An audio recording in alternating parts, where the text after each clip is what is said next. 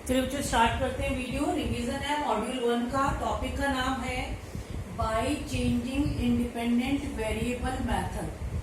Method का नाम है bye changing independent variable method. इसका मतलब क्या हुआ?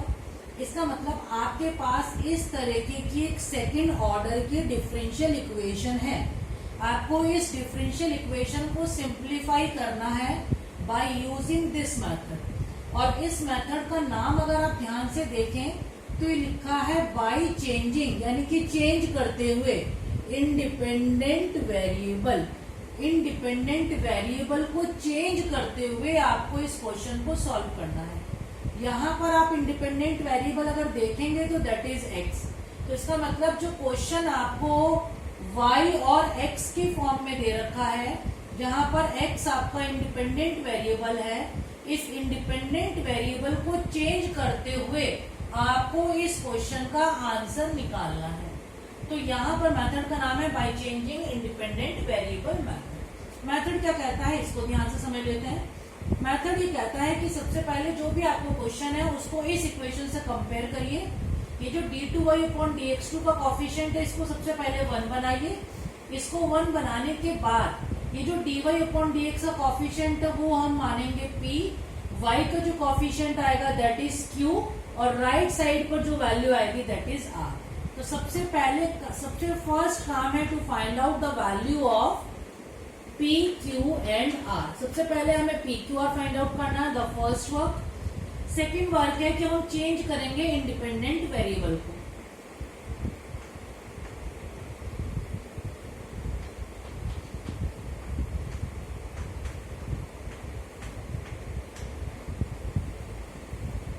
Now change independent variable. अब इंडिपेंडेंट वेरिएबल को चेंज करते हैं, यानी कि हमें x को चेंज करना है।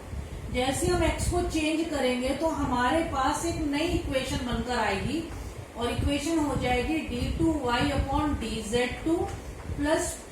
अब ये p की जगह p1 एक नया कांस्टेंट, एक नया कॉफिशिएंट आ जाएगा, dy/dz plus q1 y is equals to r।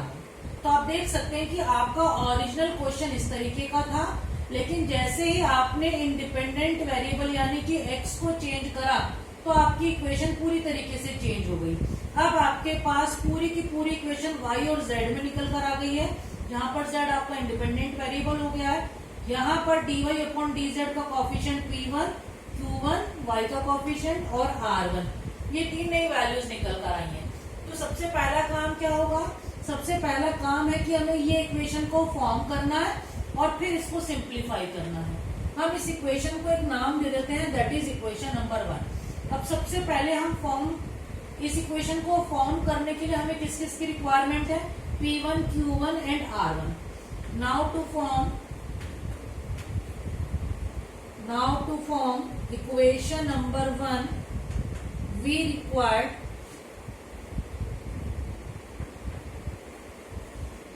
p1, q1 and r1। हमें p1, q1, r1 की वैल्यू निकालनी है। वेयर p1 की वैल्यू होती है d2z/dx2 plus p dz/dx upon dz/dx का होल स्क्वायर। ये आपका p1 का फॉर्मूला है। यहां से आप निकाल सकते हैं p1। देखते हैं आगे क्या फॉर्मूले हैं।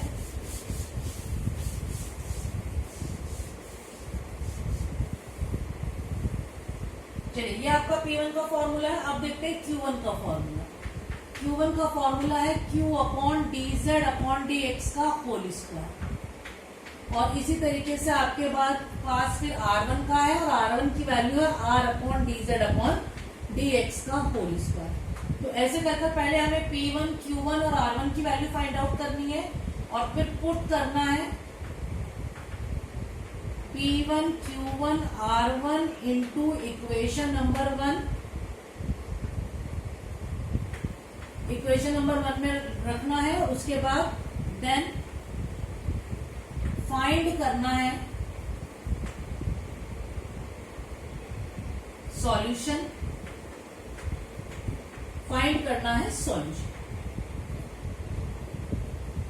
आप देखेंगे जो इसका सॉल्यूशन निकल कर आएगा वो वैल्यू एट द एंड निकल कर आएगी y is equals to C F plus P I. लेकिन ये सी एफ और पी आई बनकर आएंगे इन टर्म्स ऑफ z, क्योंकि हमारी इक्वेशन अब z में बनी हुई है। एट लास्ट हमें रिप्लेस करना है z को by function of x। z की जगह दोबारा से हमें x को x में अपनी वैल्यूज को रिप्लेस करना है।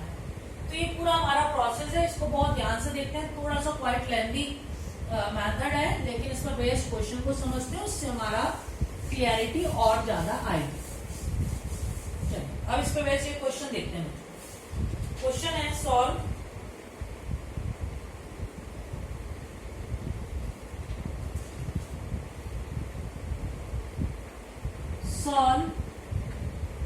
d2y upon dx2 minus 1 upon x dy upon dx plus 4 x square y is equals to x raised to the power 4 is equals to x raised to the power 4। इस question को आप ध्यान से देखिए बच्चों, और आपको ये पहचान करनी है कि ये क्वेश्चन जो है वो कौन से मेथड से है। सबसे पहले आप देखेंगे कि ये जो क्वेश्चन है ये कांस्टेंट कॉफिशिएंट का नहीं है, क्योंकि इस वाले डेरिवेटिव का कॉफिशिएंट तो चलिए 1 है विच इज कांस्टेंट, लेकिन ये जो डेरिवेटिव है dy अपॉन dx इसका जो कॉफिशिएंट है दैट इज 1/x, तो ये कांस्टेंट कॉफिशिएंट नहीं है, यानी कि डायरेक्ट इसका आंसर CF प्लस PI नहीं होगा।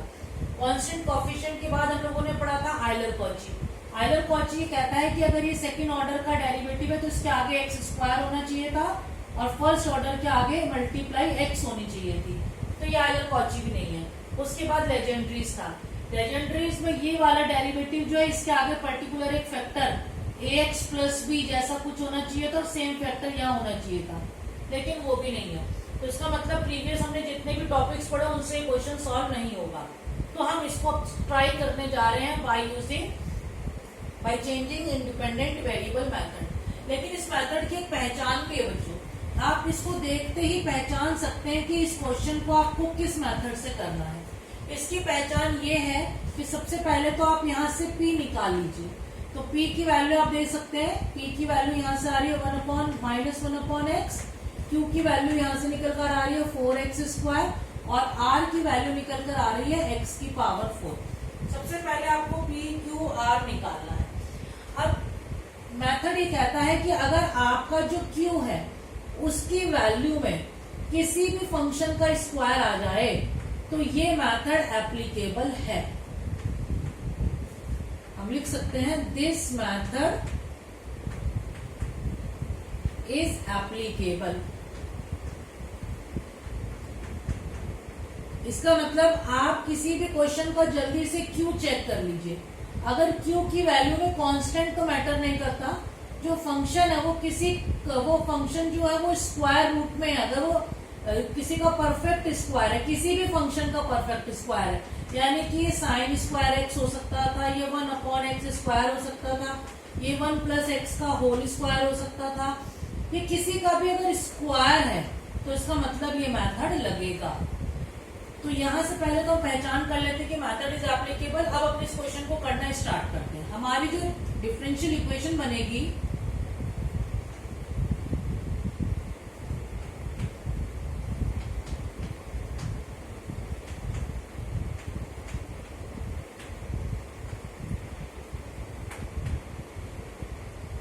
Bye changing independent variable method, तो हमारी इक्वेशन बनती है d2y upon dz2 plus p1 dy upon dz plus q1 y is equals to r।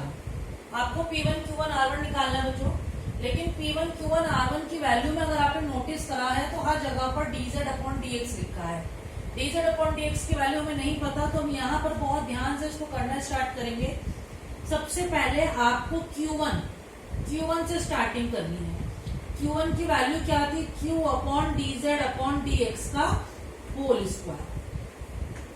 अब Q तो आपको पता है और Q की वैल्यू आप देख सकते कितना है 4x square upon dz upon dx का होल स्क्वायर। ये तो मैंने यहाँ लिख लिया है, लेकिन ये जो Q1 है ये हमें जो निकालना था, एक्चुअल में हम इसको फाइंड आउट नहीं करेंगे, हम इसको लेट करेंगे।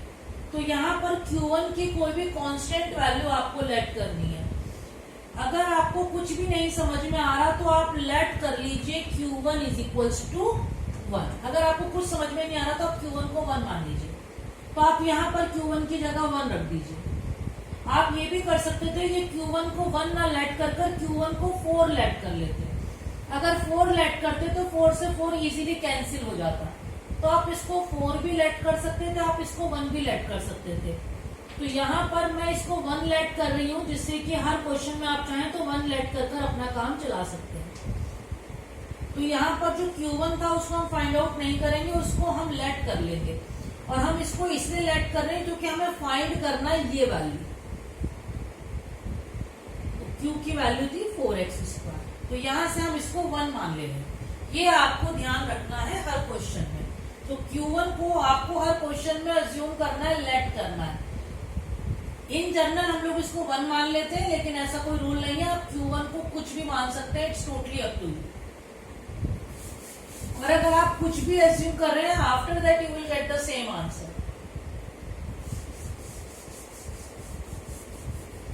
तो देखिए Q1 को हमने लेट माना, यहां से क्रॉस मल्टीप्लाई करिए और इस फैक्टर को इधर लेकर आ जाइए, तो ये बन जाएगा dz अपॉन dx का whole square is equals to 4x²।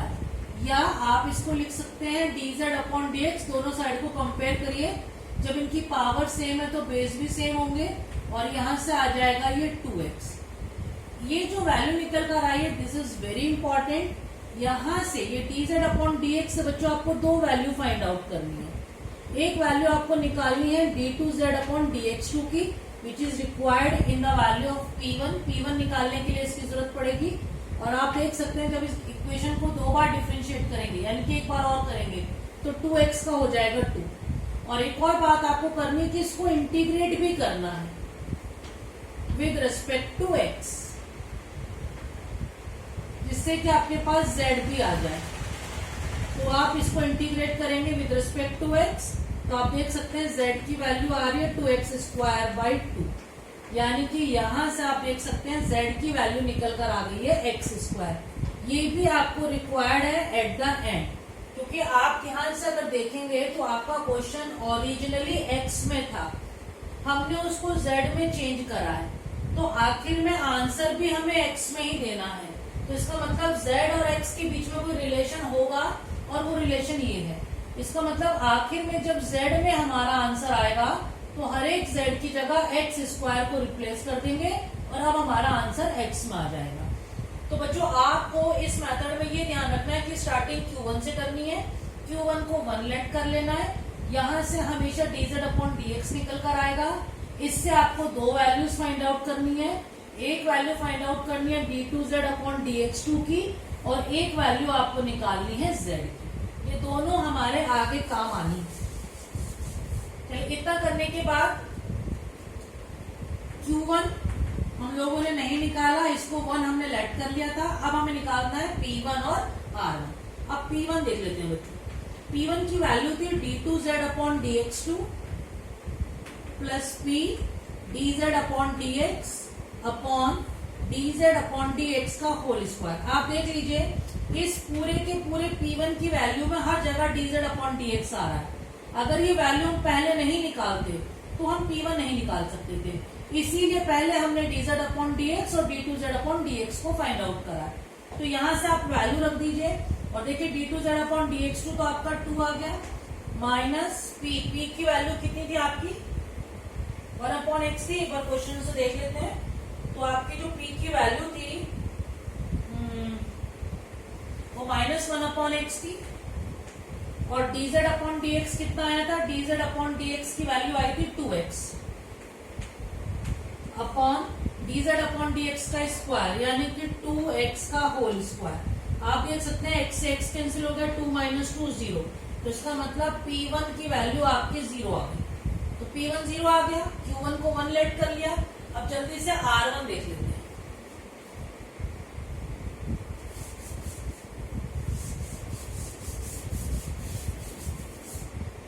R1 का फॉर्मूला क्या था? R1 का फॉर्मूला था R upon D Z upon D x का होल स्क्वायर। और आप देख सकते हैं कि R क्या था हमारे क्वेश्चन में, क्वेश्चन के अकॉर्डिंग जो R था that is x raise to the power 4 और dz अपॉन dx की वैल्यू क्या आई थी? dz अपॉन dx की वैल्यू आई थी 2x स्क्वायर। इसका मतलब R1 की वैल्यू आ रही है x4 अपॉन 2x स्क्वायर। इसका मतलब ये आ रही है x स्क्वायर बाई 4। ये आपका R1 आ रहा है। तो R1 की वैल्यू x स्क्वायर बाई 4 आ गई। यहाँ पर आपको एक बात का विशेष ध्यान रखना है कि R की जो भी वैल्यू आएगी वो इन टर्म्स ऑफ Z आनी चाहिए। तो आपको ये पता है कि अभी अभी आपने एक रिप्लेसमेंट निकाला था कि x स्क्वायर को z लिख सकते हैं इन दिस क्वेश्चन। तो यहाँ से R1 की वैल्यू आ गई है z बाई 4। ये रिप्लेसमेंट जरूर आपको ध्यान रखना है क्योंकि आपका जो R1 है वो इन टर्म्स ऑफ z आना चाहिए क्योंकि पूरी इक्वेशन z में बन रही है। अब तो हमारी जो इक्वेशन थी उसको देख लेते हैं। तो हमारे पास इक्वेशन थी we have d2y upon dz2 plus p1 dy upon dz plus q1 y is equals to r। हमारा ये क्वेश्चन था। अब इसमें वैल्यूज रख देते हैं। तो ये बनेगा d2y upon dz2 plus p1 की वैल्यू हमारी क्या आई थी? 0 प्लस q1 की वैल्यू हमने क्या अज्यूम करी थी? 1। तो ये हो गई y is equals to R1 हमने कितनी निकाली है? z by 4। ये देखिए इक्वेशन बनकर आ गई है। आप इसको चाहें तो ऐसे भी लिख सकते हैं D square plus 1 into y is equals to z by 4। आप यहाँ पर बता भी सकते हैं कि जो हम जिसको d बोल रहे हैं वो डेरिवेटिव है d अपॉन dz। अब आपके पास ये डिफरेंशियल इक्वेशन बनकर आई है। इसको बस सिंप्लीफाई करना है, you will get the answer.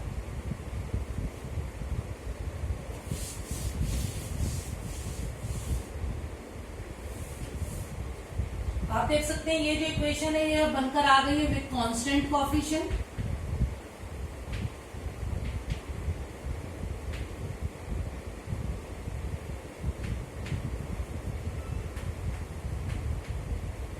With constant coefficient बन गई। तो इसका आंसर क्या होना चाहिए?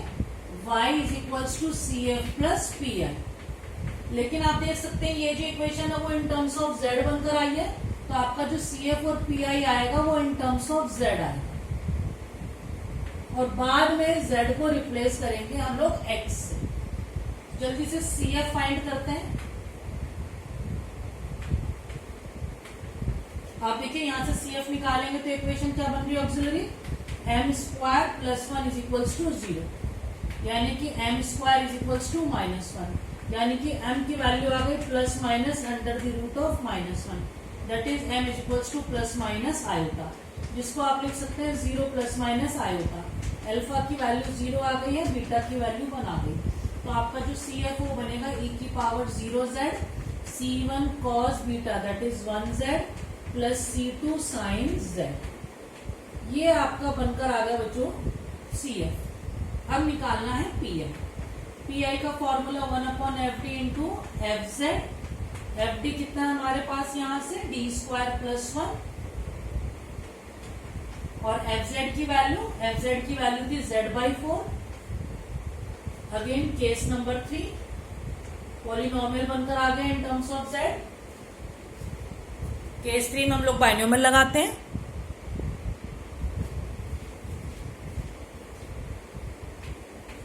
बाइनोमियल के लिए ऑलरेडी 1 बना हुआ है तो आप इसको ऐसे लिख दीजिए और सीधा इसमें बाइनोमियल लगा दीजिए। क्योंकि z का एक ही बार डिफरेंशिएशन पॉसिबल है, दूसरी बारी में जाकर 0 हो जाएगा तो हमें सिर्फ d की रिक्वायरमेंट है। d स्क्वायर तक जाती वैल्यू 0 हो जाएगी तो 1 माइनस डी स्क्वायर, इसके आगे लिखने की जरूरत ही नहीं है। z बाई 4 जैसे मल्टीप्लाई करेंगे 1 minus D square z by 4, D square पे जाते ही आंसर 0 हो जाएगा और मल्टीप्लाई करेंगे तो 1 की जगह z बाई 4। तो पी आई की वैल्यू क्या निकल कर आ रही है? z by 4। कंप्लीट आंसर क्या था? C F plus P I. ये देखिए आपका CF आ गया है और यहां से आपके पास PI आ गया। इसको अपने आंसर में रख देते हैं।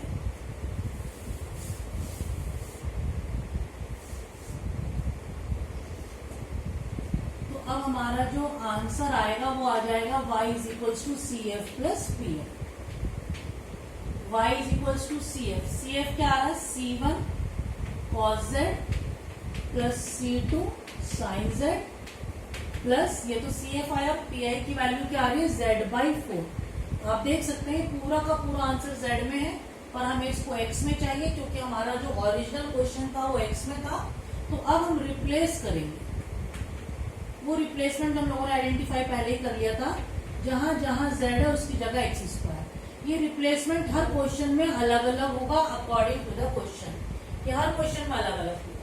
तो यहां से y की वैल्यू आ रही है C1 cos x² plus C2 sin x² plus x²/4। This is the answer. ये हमारा आंसर है।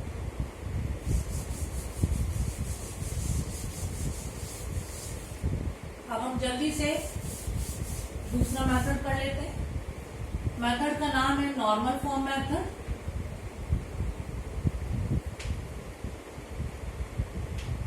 नॉर्मल फॉर्म मेथड, इसका दूसरा नाम भी है removal of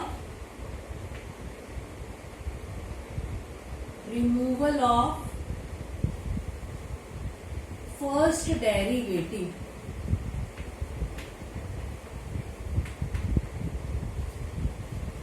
normal form method या इसका नाम है रिमूवल ऑफ फर्स्ट डेरिवेटिव। इसमें क्या करना होता है बच्चों? इसमें भी आपकी जो इक्वेशन है वो इस तरीके की होगी, d2y/dx2 plus p dy/dx plus q into y is equals to r। इसका मतलब सेकेंड ऑर्डर की डिफरेंशियल इक्वेशन होगी, लेकिन ना तो वो कांस्टेंट कोएफिशिएंट टॉपिक से होगी, ना आयलर कॉची से होगी, ना लेजेंड्रीज से होगी। तो अब जो इक्वेशन है वो हमारी नॉर्मल फॉर्म मेथड की हो सकती है। हमें नहीं पता कि उस मेथड की है या नहीं है, तो हम कैसे चेक करेंगे कि यही मेथड लगाना है या नहीं लगाना, इसको अभी आगे समझते हैं। तो सबसे पहला है कि आपको इस तरह का कोई क्वेश्चन दे रखा होगा, आपको अपने क्वेश्चन को इससे कंपेयर कर सबसे पहले फाइंड करना है P, Q and R। P, Q, R find out करने के बाद आप ये बताएंगे कि अकॉर्डिंग टू दिस मेथड जो आंसर आएगा वो आंसर होगा y is equals to u into v।